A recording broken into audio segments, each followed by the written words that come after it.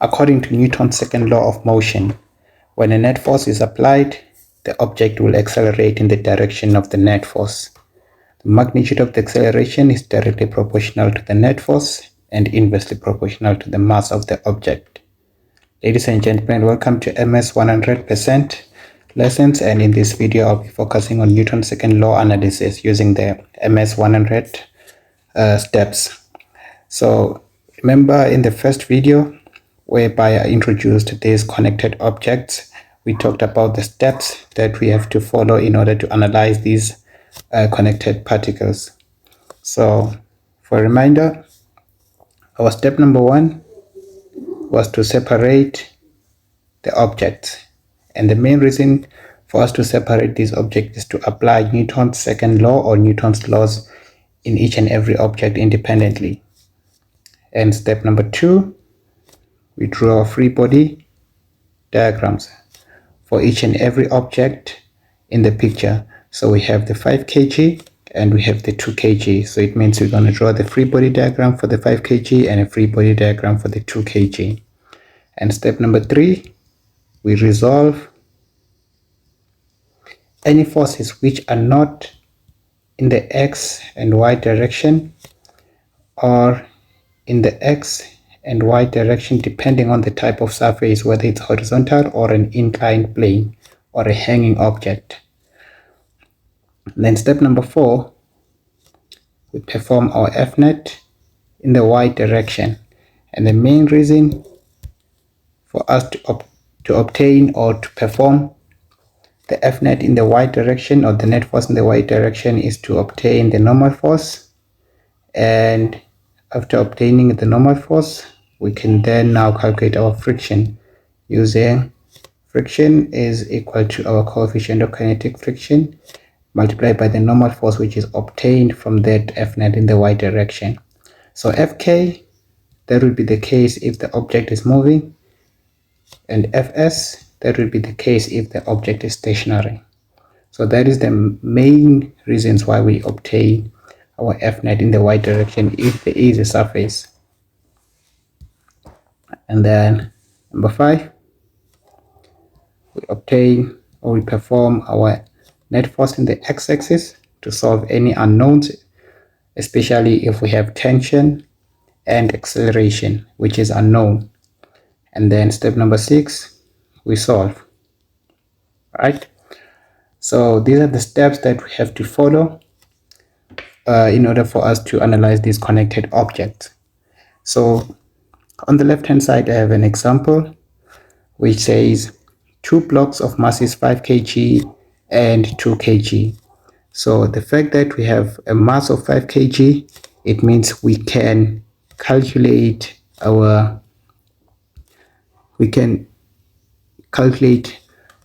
gravitational force for that 5 kg, and we can also calculate the gravitational force for that 2 kg. So 2 blocks of masses 5 kg and 2 kg are connected by a light inextensible string. The fact that we have a light inextensible string, this means that there is tension acting on that string, right? So a force F is applied. So force F is applied on the 5 kg at an angle of 20 degrees. So it means this force is applied at an angle of 20 degrees. So it means somewhere we have to resolve in our steps. All right, it is applied at an angle of 20 degrees to the horizontal, and the system of blocks accelerate to the right at 2 meters per second squared. So it means these objects, since they're accelerating, this is Newton's second law, F-net is equals to ma, and these objects accelerate to the right. So we now know the direction of friction if there is friction on the table, between the table and the 5 kg block. So we are given that the acceleration is 2 meters per second squared. So we are given the magnitude of the acceleration in this case, right? Let me just note it down there that the acceleration for this object is 2 meters per second squared to the right. All right, as shown in the diagram below. the kinetic frictional force between the 5 kg and the 10 kg block is 10. So here we are given the kinetic friction between the 5 kg and the surface of the table, which is 10 newtons. So looking at the 2 kg, there is no friction because it is a hanging object, right? There is no surface which is in contact with that object. So the friction we are only given for the 5 kg. So we can then now follow the steps, the 6 steps that helps us to analyze this question. So the first step is to separate, right? And when you separate, you don't really have to write anything. You just have to know that you're going to be applying Newton's laws on each and every object independently. And then we go to step number 2, where we draw our free body diagrams for each and every object. So on the left hand side, I'm going to draw the free body diagram for the 2 kg block. And then on the right hand side, I'm going to draw my free body diagram for the 5 kg block. Right? So let's start with the 2 kg block. With the 2 kg block, I represent my free body diagram with a center of mass. Okay, so this is step number 2 that we have to follow. I represent the free body with a dot to represent the center of mass of that object. So let's see how many forces are acting on the 2 kg. Since it has mass, it means it has gravitational force which is acting downwards, right? So that is our Fg going downwards, and there is a string, a light inextensible string that is pulling it up. Since the 5 kg is accelerating to the right, then it means the 2 kg block will be accelerating upwards, right? So it means we also have the force which is exerted by the string, which is tension, going upwards, right? Okay, so those are the forces that are acting on the 2 kg block, right? And then the free body diagram for the 5 kg block, I represent the object with the dot representing the center of mass. And the free body diagram, we have Fg. Since we have mass of 5 kg, we have Fg going downwards. And since we have a surface of the table, we also have normal force going upward, right? So there we go, we have our normal force going upwards. And we have tension, which is pulling back the object. So we'll have tension acting in the direction, which is to the left. We have tension. And we also have frictional force, which is also acting to the left, right? Because the object is accelerating to the right, so it means friction will be to the left, since friction opposes the direction of motion. So on the 5 kg, we also have the applied force F, which is applied at an angle of 20 degrees from the horizontal, or from the positive x-axis. So that is step number 2. We indicate all the forces acting on the object. So step number 3, we have to resolve any forces which are not in the x direction and which are not in the y direction. So let's look at our surface, right?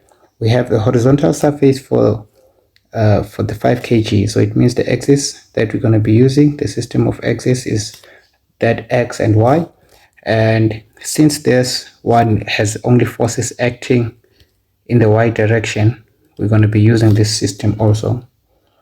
So now, which are the forces? Which forces are not in the x direction and the y direction from the free body diagrams? So looking at the 2 kg, we can see that tension is in the y direction and Fg is also in the y direction. So there is no need to resolve any force in this free body diagram. But what about the 5 kg? For the 5 kg, we have normal force in the y direction, which is fine. Fg in the y direction, which is fine. Tension in the x direction, Fk in the x direction.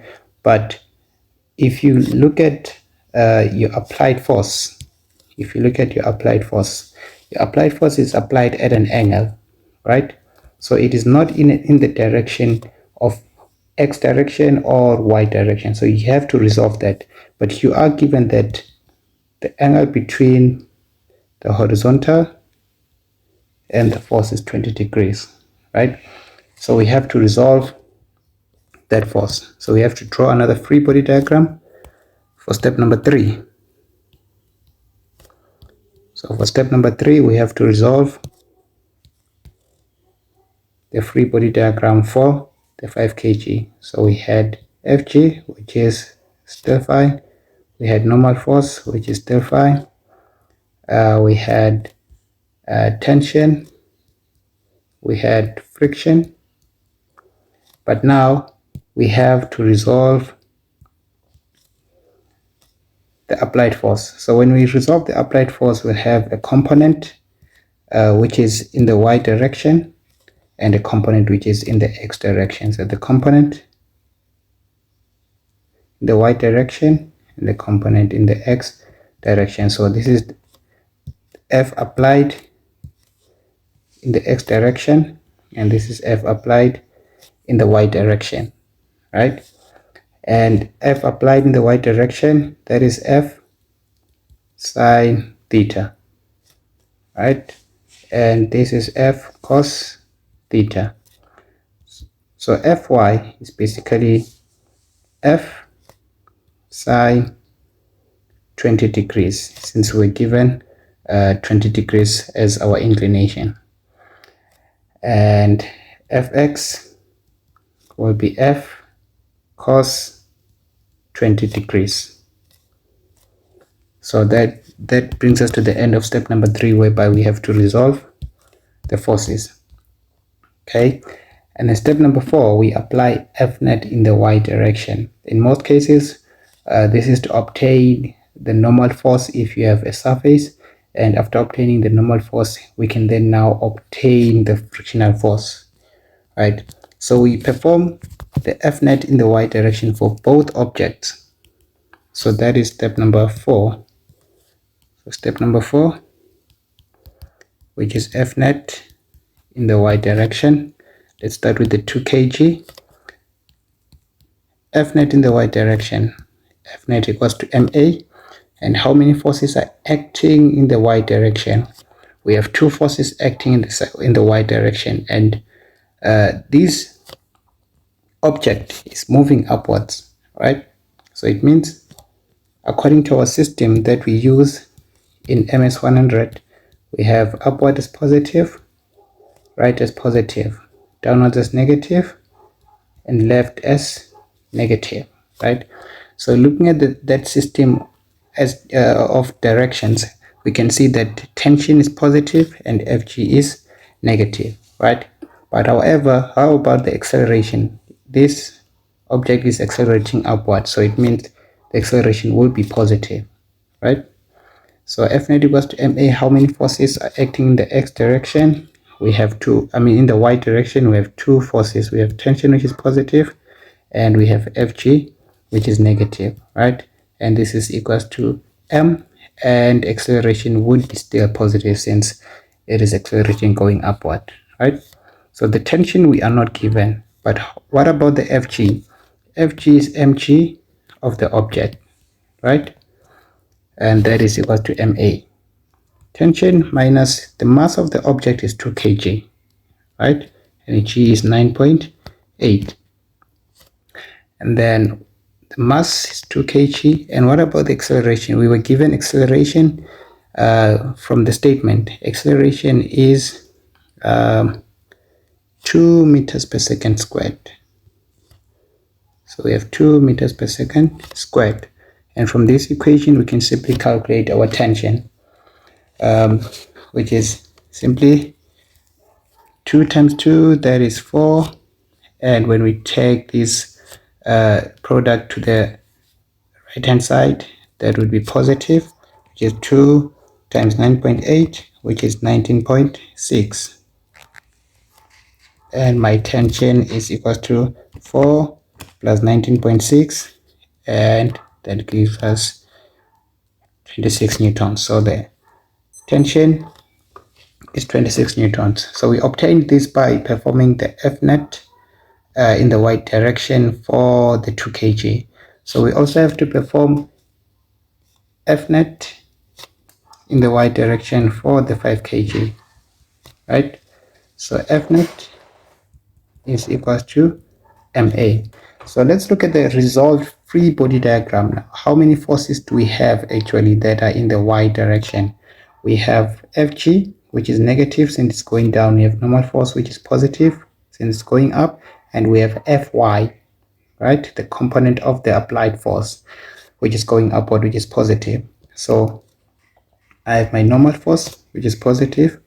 I have my Fy, which is positive, and I have my Fg, which is negative, equals to m, which is the mass of the object. But however, the acceleration, it should be 0 because the object is not moving in the y direction, right? The 5 kg is not moving in the y direction. However, the 2 kg was moving in the y direction. So that is why we substituted 2 meters per second squared.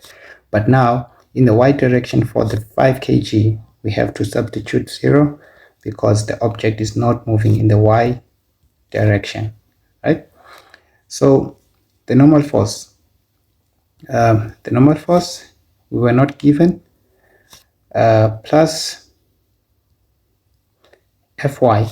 Fy, we said that is F sine 20 degrees, right? Okay, and then Fg is the same as mg, and that equals to 0.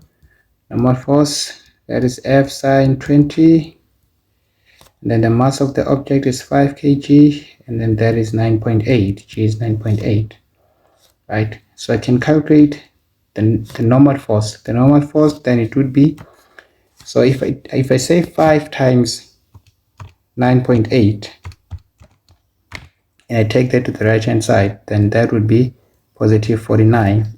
And then if I take F sine 20 to the right hand side, that would be negative F sine 20, right? So that is my normal force in the y direction. And do I have my coefficient of kinetic friction? In this case, I don't have, right? But if we had the coefficient, we're going to continue and say Fk is equal to mu k times the normal force, and then Fk, we were given Fk as 10 newtons, and the coefficient, we're going to be using it to calculate maybe the force, but in this case we were not given the coefficient, so we cannot apply this one, right? So now, so it means this is an equation whereby you have two unknowns. You have your normal force and you have your force applied, right, according to our steps. So the next step that we have to do is the Fnet in the x direction, right? But in this case, if you can check, the main reason why we want to perform the Fnet in the y direction, if there is a surface, is for us to obtain the friction, right? But from the question, we were given the friction as 10 newtons, so there was no need to calculate the normal force and also obtain the friction because it was given. So let's carry on to step number 5. Step number 5, we apply the Fnet in the x direction, right? So the Fnet in the x direction, we apply Fnet in the x direction for the 2 kg, and we also apply Fnet in the x direction for the 5 kg, right? So if we check the question, or if we check our free body diagram for the 2 kg, there are no forces acting in the x direction. So it means we cannot perform the Fnet in the x direction because there are no forces.